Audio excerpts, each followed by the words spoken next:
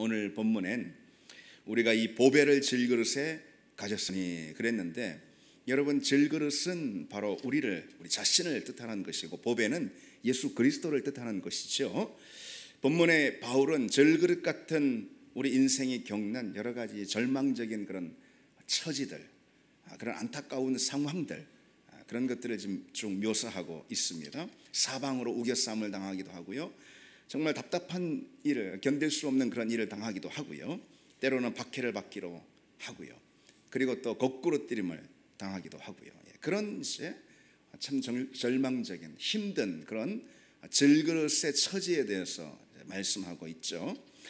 그런데 그런 상황들 가운데 보배 대신 예수 그리스도가 그 질그릇 안에 있으므로 그 질그릇이 결코 깨어지거나 아니면은 완전히 망하지 않는다라는 것을 또 강조하고 있습니다. 여러분, 인간을 보면은요, 어느 때는요 느껴지기에 참 정말 강하다, 인간은 참 대단한 존재다, 그런 생각이 들 때가 있습니다. 어떤 시련이나 문제나 장애에도 굴하지 않고요, 그 모든 환경을 극복해내고야만은 그런 아주 강인함을 우리 인간 모습에서 찾을 수가 있죠. 그리고 또 도저히 할 수 없는 일 같은 것들을 그렇게 참 해내는 그런 불굴의 의지를 가지고 막 해내고야만은 그런 끈기와 강단, 그런 것을 또 우리 인간의 모습에서 찾을 수가 있습니다. 그런가 하면은 여러 두려움이나 어려움, 난관들, 한계들, 이것에 아주 정면으로 다 맞서서 거기에 도전하는, 그리고 극복하는 그런 용기와 기백, 이런 것도 우리 인간의 모습에서 찾아볼 수가 있습니다. 그런 무용담들을 우리가 종종 듣지 않습니까? 우리도 하고요 말이죠. 내가 옛날에는, 내가 또 언제는 이랬다고 하면서 그런 이제 인간의 모습을 보면, 우리 모습을 보면은요, 참 인간은 강하다, 그런 생각이 때로 우리가 듭니다. 그런데 한편 또 어떻습니까? 우리 인간의 연약함을 보여주는 일들이 얼마나 또 많습니까? 그보다 훨씬 더 많죠. 아주 작은 것에도 불안해하고 두려워하고 놀라고, 그런 모습들이 많이 있지 않습니까? 별거 아닌 건데도 금방 낙심해버리고, 그리고 그냥 의기소침해지고 좌절하고 말이죠. 그러면 그 감정이 참 오래가고 말이죠. 사소한 일에도 마음이 막 요동하고, 또 밤잠을 설치고, 어떤 일이나 관계에 있어서도 조금 이렇게 삐걱거리고 힘들어지는 일이 있으면은 그것 때문에 막 스트레스를 받고 소화가 안 되고, 늘 거기 염려에 그냥 붙들려 가지고선 또 어느새 그냥 이렇게 심해져 가지고 자기 연민에 빠지고 깊은 우울감에 그냥 내려앉고, 이렇게 스스로 무덤을 파고 나 죽네 하면서 말이죠. 그런 우리 또 인간의 모습들을 보면은 참 인간은 너무 참 약하다, 그런 생각이 또 듭니다. 어떤 게 맞습니까, 여러분? 근데 그렇게 이제 우리 인간의 약한 예를 몇 가지 이렇게 들었는데, 그런 예를 들지 않고서도요, 우리 인간은 사실상 참 얼마나 연약한 존재인가라는 것을 우리 금방 대본에 알 수 있는 게 뭡니까? 우리 인간이 걸릴 수 있는 육신의 질병이 수백 가지가 넘습니다. 그렇잖아요. 다 헤아리기 어려울 정도로. 그런데 여러분, 정신적이고 심리적인 질병들이 있잖아요. 그런 것은요 수천 가지가 또 넘습니다. 그래서 어느 의학계에 따르면은 인간의 이제 갖고 있는 육신이나 심리, 정신적인, 그리고 관계에 있어서 인격 장애 같은 것이 있잖아요. 성격 장애 이런 것도 있고요. 그리고 다 포함하면은 수만 가지에 이르는 그런 질병이 있다고 그럽니다. 그 중에 인간이 고칠 수 있는 것은 불과 몇 % 되지 않는다고 그럽니다. 그런 걸 보면은 참 우리가 얼마나 약한 존재인가, 이런 생각이 좀 들죠. 성경은 그와 같은 우리 인생, 그 약한 인생에 대해서 우리 인간의 본질을 너무나도 잘 알고 있단 말이죠. 그래서 우리를 질그릇이라 오늘 이렇게 표현하고 있고요. 구약 성경에서도 이사야에서 보면은 질그릇 조각 중 한 조각 같은 자다, 이렇게 언제든 쉽게 깨질 수 있는 그런 존재다. 그리고 또 구약 성경에 보면은 상한 갈대다, 이렇게 또 표현하고 있고요. 꺼져가는 등불이다, 이렇게 표현하고 있어요. 약한 바람에도 언제든 꺼져버릴 수 있는, 언제 꺼져도 이상하지 않은 그런 약하다, 그런 약한 존재다 이렇게 말하고 있습니다. 인간이 이렇게 약하다라는 것은 사실 뭐 우리가 의외의 사실이 아닙니다. 너무나 잘 알고 있는 것이고 그것이 우리 인간의 본질이라는 것을 우리는 성경을 통해서 훨씬 더 분명하게 볼 수 있는데 가장 분명한 예가 무엇입니까? 하나님이 우리를 창조하시고 만드셨을 때 무엇으로 만드셨죠? 흙으로 만드셨습니다. 흙이요. 하나님이 사람을 창조하시고 아담 이렇게 부르셨는데 아담은 아다마에서 나온 단어거든요. 아다마가 흙인 거예요. 흙. 그래서 하나님이 또 직접 그렇게 언급하셨잖아요. 아담에게 너는 흙이니 흙으로 돌아갈지라. 너는 흙이니 언제든 깨어질 수 있는 그런 흙이다. 그렇게 약한 존재다 이런 거죠. 우리는 그처럼 흙으로 만들어진 존재라서요. 마치 질그릇처럼 깨지기 쉽습니다. 하나님은 우리를요 강철로 만드시지 않으셨어요. 아니면 무슨 보석 같은 그런 걸로 또 만드시지도 않았습니다. 아주 상처받기 쉽고 언제 깨져도 깨질 수 있는 그런 흙으로 우리를 만들어서 빚으셨습니다. 그래서 인생을 보면은 때때로 행복도 있고 기쁨도 있고 그런 것 같지만은 사실 돌아보면은 많은 염려와 근심과 걱정과 불안과 두려움 가운데요. 그래서 또 문제와 장애를 만나면서 그렇게 살다가 또 질병을 얻고 결국은 우리 몸이 쓰러져 버리는 죽음에 이르는 그런 것이 인생이다 이런 말할 수가 있죠. 누구든 그런 인생을 다 걷습니다. 오늘 바울도요 우리 인생이 처한 그와 같은 처지 환경에 대해서 이렇게 말씀하고 있죠. 사방으로 우겨싸움을 당하는 그런 일, 답답한 그런 일, 박해, 거꾸로뜨림을 당하는 그런 일로 가득한 것이 바로 우리 인생이라고 말합니다. 질그릇 같아서 그런 상황에 처하면은 또 언제 깨져도 금방 깨질 것 같은 그런 위태로운 상황이 바로 우리 인생이라는 것이죠. 바울은 본문에서요 그런 질그릇의 상황, 질그릇에 피할 수 없는 형편들을 보여주는데 이게 이제 자기 자신 이야기를 하는 거예요. 사실 너가 그렇다 이런 게 아니고 내가 그렇다. 바울 자기 자신의 이야기를 하면서 우리 인생이 다 그와 같다라는 것을 말해주고 있습니다. 바울이 지금 이 글을 쓰는 건 고린도 후서잖아요. 고린도 후서는 바울이 이제 3차 선교 여행 가운데 이 에베소 교회에서 오랫동안 머무릅니다. 거기서 3년 정도 머무르거든요. 그러면서 이 고린도 후서를 썼는데 바울이 이제 선교 기간이 바울이 목회 기간이 한 20년 조금 넘는다 이렇게 헤아려 볼 수 있습니다. 성경을 보면은. 그런데 그 어느 상황 때보다도 이 주후 한 55년경부터 한 3년 정도 에베소 교회에서 목회할 때 또 복음 전도를 할 때 이때가 제일 힘들었어요. 바울이. 그래서 너무너무 몸도 그렇고 정신적으로도 심리적으로도 너무 완전히 피곤하고 다운이 되고 몸이 완전히 지쳐서 만신창이가 될 정도로 그리고 사방이 공격하는 사람들이 수두룩하고 말이죠.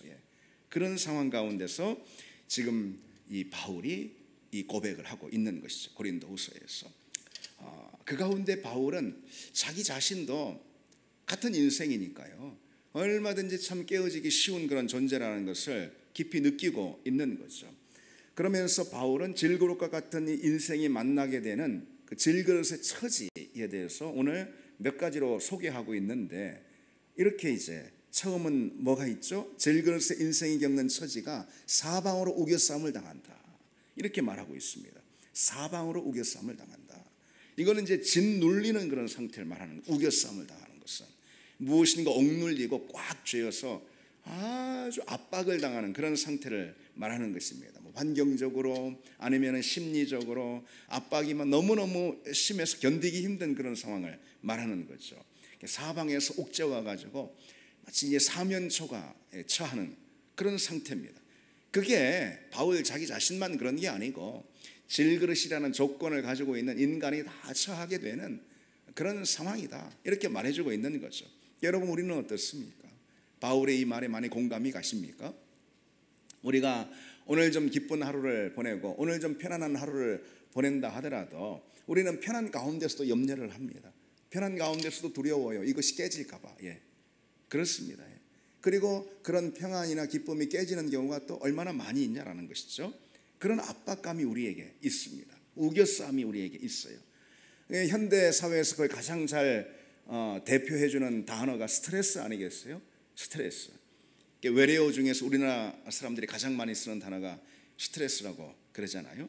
그만큼 우리가 직장 생활이나 또는 가정에서나 여러 우리가 이제 처한 환경 가운데서 심리적인 압박을 굉장히 그렇게 많이 받고 있다는 것이죠. 그래서 여러분, 이 스트레스가 아주 심해가지고 그것이 안으로 향하면은 심각한 우울증이 되거나 아니면은 강박증이 됩니다. 스트레스가 아주 심해가지고 이것이 밖으로 분출이 되면은 그게 이제 불평이 되고 또 분노가 되고 그런 것이죠. 이게 뭐 스트레스도 어느 정도지 이것이 과하게 되면은 그저 심리적인 상태로 그치는 것이 아니고 몸에도 오는 것이잖아요. 질병으로도 이어지는 것입니다. 그래서 우리 몸에 많은 질병 가운데 상당한 질병들이 스트레스로 인한 질병이라는 말이 또 있잖아요. 여러분, 이것이 뭐 남의 이야기는 아니잖아요. 남의 이야기는 아닙니다. 우리는 때로 뭐 직장에서 아주 과도하게 그렇게 일을 하고 지나친 업무에 시달리거나 아니면은 사람 때문에 또 힘들어요. 일도 힘든데 사람 때문에 또 힘들고요. 또 가정에서도 마찬가지죠. 주부가 뭐 주부만 그런 게 아니고 요즘 뭐 또 남편도 그러잖아요. 육아를 하는데 뭐 육아가 애가 뭐 그냥 큽니까? 그냥 커주면 좋을 텐데 그냥 커도 힘든데 말이 뒷발이 자는 거가 그냥 안 큰단 말이죠, 애가.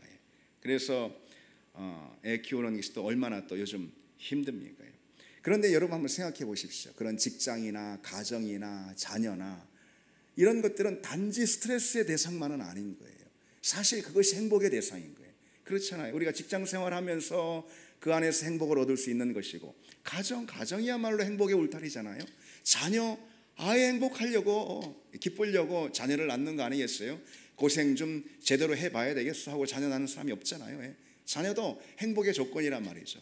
그런데 그런 행복의 조건과 환경들이 또 희한하게 스트레스의 환경이 됩니다. 이런 아이러니가 어디 있습니까?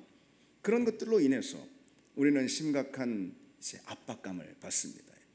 그래서 오늘 바울이 말했듯이 사방으로 우겨싸움을 당한다. 그랬어요. 그것이 질그릇의 인생이 놓여 있는 조건입니다. 두 번째로 또 질그릇의 인생이 놓여 있는 조건이 뭐냐면은 답답한 일을 당한다고 그랬어요. 오늘 본문에 바울이 답답한 일을 당한다.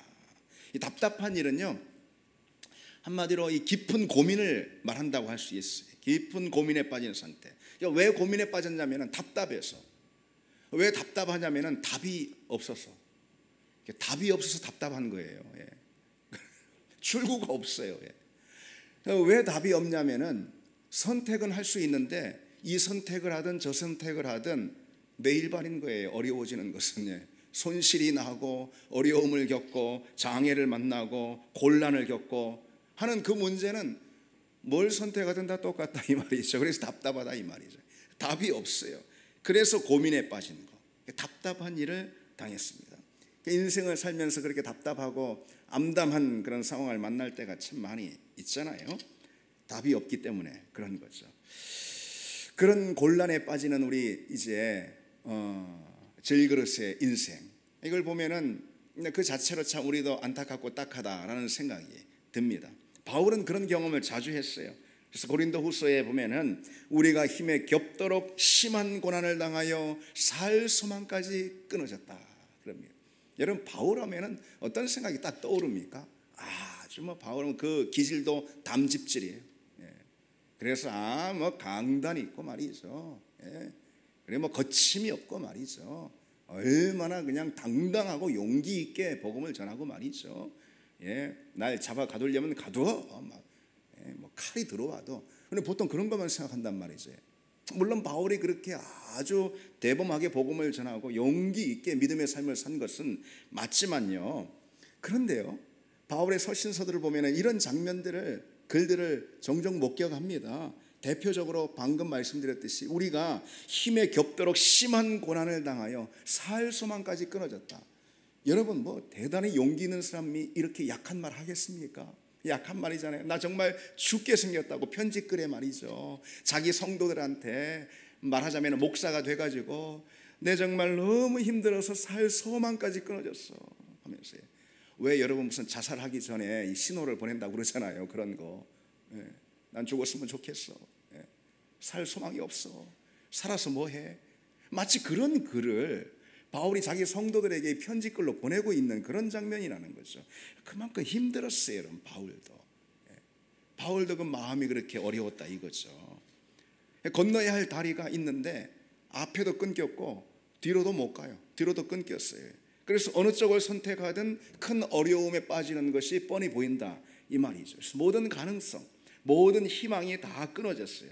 그래서 무엇을 선택해도 상처가 남고 무엇을 선택해도 손실과 손해를 보게 되는 그런 상황들. 그것이 바로 바울뿐 아니라 우리 온 인생이 처한 질그릇의 환경이라고 말합니다. 여러분, 이것이 과하게 표현됐습니까? 이것에 공감하지 못하겠습니까? 그렇지 않으리라고 봅니다. 우리 인생도 역시 동일합니다. 세 번째로 이 질그릇의 인생이 겪는 처지를 바울은 또 어떻게 표현하냐면요, 박해를 받는다 그랬어요. 박해를 받아도 그랬어요.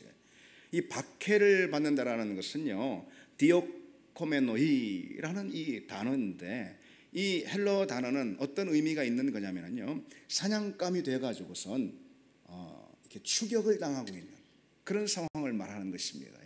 이게 사자한테 쫓기는 뭐라고 할까요? 뭐 토끼라고 할까요? 토끼 신세가 된 거예요. 그래서 추격을 당하면서 막 정신없이 살 길을 찾아서 도망가고 있는 그런 궁지에 몰린 그런 상태를 말하는 거예요. 코너에 딱 몰려가지고 그래가지고 그래서 옴짝달싹 이러지도 저러지도 못하는 그런 상황, 그런 먹잇감의 상태를 말하는 거예요. 박해를 당해도 이 말이죠. 여러분, 복싱 경기를 한번 생각해 보십시오. 한 선수가 센 선수가 약한 선수를 막 두들겨 패는데 그냥 정신없이 두들겨 팹니다. 막 그냥 라이트 훅, 레프트 훅, 어퍼컷 뭔지 아십니까, 여러분? 그냥 즉시하게 팹니다. 그리고 막 복부로 막 주먹이 들어오고 앞면으로 주먹이 막 들어오고 턱을 막 가격당하고. 근데 버텨야 되잖아요. 쓰러지면 안 되잖아요. 버텨야 되는데 종이 안 울려. 라운드가 끝나는 종이 안 울려. 언제 울릴지 모르는 거예요. 그렇게 코너에 몰려서 만난 그런 상태를 표현하고 있습니다. 그것이 바로 질그릇과 같은 인생이 만나게 되는 형편이다, 그렇게 말하고 있어요. 마지막으로 이 바울이 질그릇 인생이 겪는 처지에 대해서 어떻게 소개하냐면은 거꾸로뜨림을 당했다 그랬어요. 거꾸로뜨림을 당하여도 이렇게요. 이거는 이제 말 그대로 땅바닥이 완전히 내동댕이 쳐지는 그런, 바닥에 그냥 맸다 꽂는 거 있잖아요. 그런 상태를 말하는 거예요. 바울이 참 어쩜 이런 표현까지 다 했을까라는 걸 생각하면은 참 우리 마음을 아프게 합니다. 바울이 뭐 언제나 뭐 예수 믿으라고 복음 전하면서 막 기쁘고 막 활력이 넘쳐가지고선 뭐 오늘도 신나게 복음 한번 전해볼까, 막 할렐루야, 막 으쌰, 막 어깨 춤을 추면서 뭐 늘 그런 건 아니라는 것이죠. 그가 영으로는 그렇게 기뻐하고 영으로는 춤췄을 것입니다. 그러나 그가 마주한 현실은 그렇게 녹록하지 않았다라는 것이죠.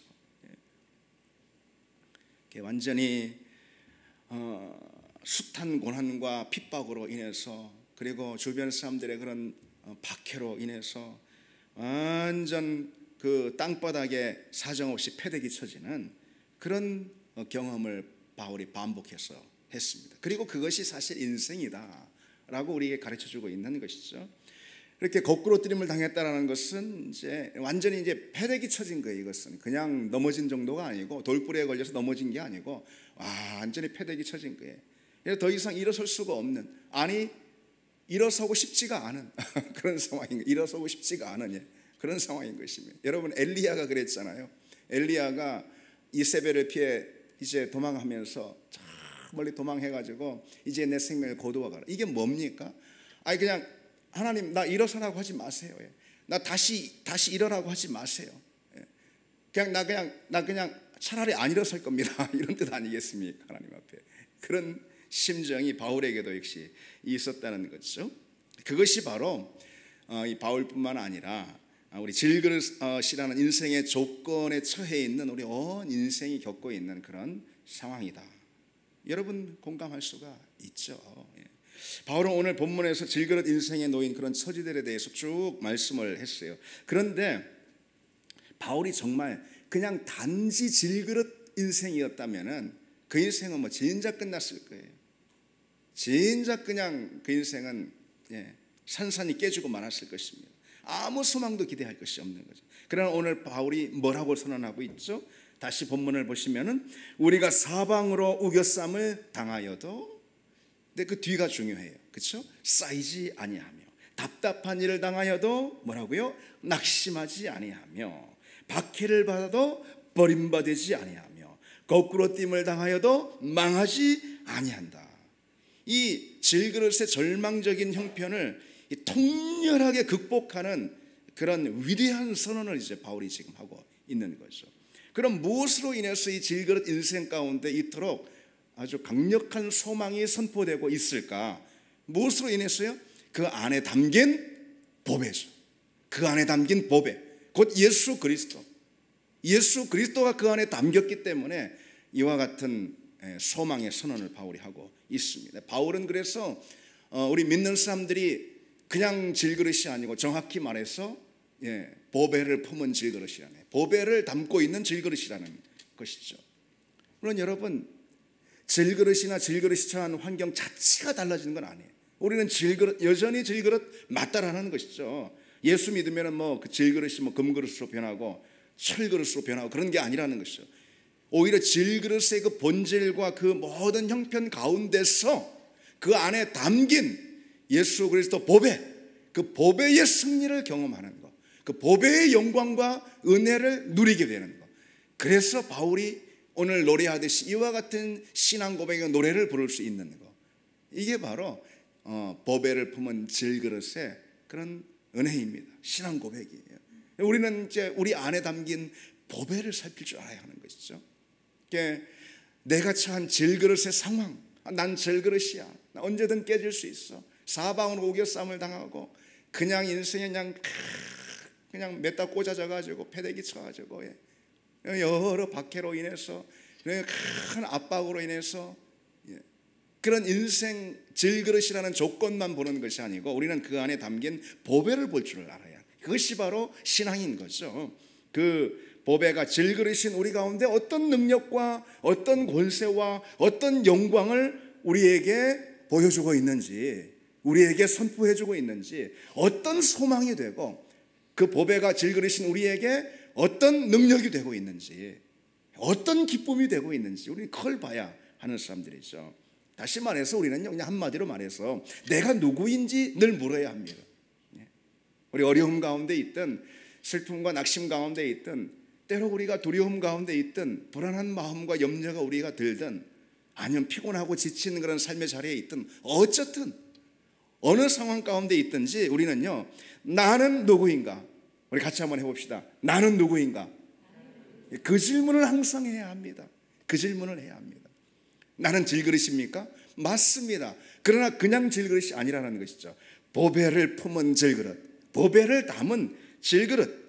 그래서 우리는 질그릇이 아닌 질그릇 안에 담긴 보배, 곧 예수 그리스도가 내게 뭘 행하셨는가?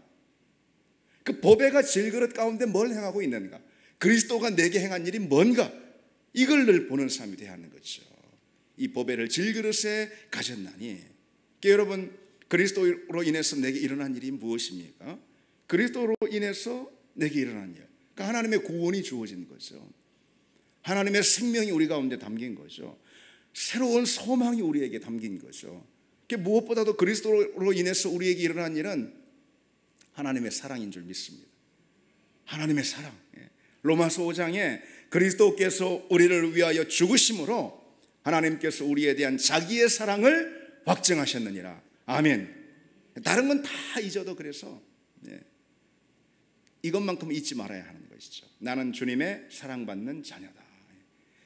그러니까 하나님께서 그리스도를 통해, 보배 그리스도를 통해서 우리 가운데 행하신 일, 그건 그냥 한 가지만 생각하면 됩니다. 하나님의 사랑을 내게 확증해 주셨다. 나는 누구인가? 라는 질문을 한다고 그랬잖아요. 나는 누구인가? 뭐 다른 걸 생각할 거 없는 것이, 나는 하나님의 사랑받는 자녀다. 나는 그분의 사랑받는 존재다. 이 답이 어느 자리에서도 우리에게 나와야 한다는 거죠. 우리가 어떤 순간에 있든지 설령 우리가 죄와 허물 가운데 있다 하더라도요, 난 여전히 그리스도의 하나님의 사랑받는 존재다. 이 정체성이 변하는 건 아니라는 거죠. 고통 가운데 있어도, 그리고 또 슬픔과 낙심 가운데 있어도, 또 실패 가운데 있다 하더라도, 허물과 죄 가운데 놓여 있다 하더라도 이 정체성은 변하지 않는 것입니다. 이것은 하나님이 우리를 다시 세워주신, 거듭나게 해주신 새로운 정체성이기 때문에 이것은 변하는 것이 아닙니다. 하나님이 내게 주신 정체성이기 때문에 내 상황이 어떻든, 내가 또 뭘 하든, 내가 뭘 어떻게 생각하든 그걸로 인해서 바뀌는 것은 아닌 거죠. 이 정체성은 어떤 정체성이죠? 하나님의 사랑받는 자녀, 하나님의 사랑받는 자녀. 내 인생이 조금 실패가 있고 어려움 만나고요, 아니면은 좀 내 인생이 좀 구겨지고 말이죠, 망가지고 또 엎어져도 난 여전히 주님의 자녀인 줄 믿습니다. 그래서 주님의 자녀로서 얻는 모든 은혜와 소망과 능력과 권세를 다 누리게 된다는 거죠. 그 제한되어서 우리에게 오는 것이 절대 아니라는 것이죠. 내가 뭘 했느냐를 통해서 하나님의 사랑이 조금 오고 더 오고 하는 것이 아니라 이런 뜻이죠. 하나님은 이미 그리스도를 통해서 내게 이루신 그 구원을 통해서 내가 하나님의 사랑과 하나님의 은혜와 능력, 하나님이 주신 모든 선물을 다 누리는 줄 믿습니다. 내가 어느 형편, 어느 상황 가운데 있다, 어느 질그릇의 처지에 있다 하더라도 그 하나님의 사랑이 달라진 것은 요만큼도 없다. 하나님의 사랑은 늘 동일하다. 그래서 나의 정체성도, 내가 누구인지도 늘 동일하다. 어떤 거죠? 나는 하나님의 사랑받는 자녀다. 난 그분의 사랑받는 존재다. 바로 이 사실이죠. 여러분, 우리는요, 믿음의 호연지기를 좀 가져야 합니다. 우리가 좀 힘들고 안 풀리고, 그리고 또 좀 구겨지고 어려움이 있고 또 낙심할 만한 일이 있다 하더라도요, 여전히 주님의 사랑 안에 우리가 있다. 난 여전히 주님의 사랑 안에 있다. 그것만 변하지 않는다. 이 사실이 가장 중요합니다. 다른 건 다 잊어도 여러분, 우리가 이걸 잊지 않기를 원합니다. 우리가 때로 잊어버린단 말이죠. 질그릇만 본단 말이죠. 깨진 모습만 본다 이 말이죠. 질그릇이 찬 상황만 본다 이 말이죠. 그 안타까운 상황 말이죠. 그것만 본다 이 말이죠. 그러나 그 안에 담긴 보배는 질그릇이 찬 상황이 어떠하든 변하지 않는다는 것이죠. 예수 그리스도를 통해서 동일하게 선포되고 있는 하나님의 그 사랑, 하나님 나를 여전히 사랑하시고 여전히 나를 붙들고 계시고 여전히 내 이름을 부르고 계시다라는 이 사실을 우리가 기억하고, 여러분, 다른 건 그래서 다 잊어도 되는 것입니다. 다 몰라도 되는 것입니다. 그냥 차라리 모르는 게 낫습니다. 다른 것은 우리가 하나만 기억하면 됩니다. 하나님의 사랑. 아멘이죠, 여러분? 하나님의 사랑 하나만 기억하고 그 사랑 가운데서 찾아오시는 예수 그리스도의 그 은혜, 그 손길, 그 예수 그리스도, 그분을 만나는 우리가 되기를 바랍니다. 그러면 아무리 사방에 우겨싸움을 당하고 답답한 일, 그리고 또 박해와 거꾸로뜨림을 당하는 일이 있다 하더라도 오늘 우리 삶의 자리에서 바울을 쫓아서 여전히 이 바울의 고백으로 우리도 하나님께 고백할 수 있을 줄 믿습니다. 우리가 사방으로 우겨싸움을 당하여도 쌓이지 아니하며 답답한 일을 당하여도 낙심하지 아니하며 박해를 받아도 버림받지 아니하며 거꾸로됨을 당하여도 망하지 아니하리라. 이 고백이 우리 삶의 고백이 되기를 바랍니다. 우리 같이 찬양 드리겠습니다.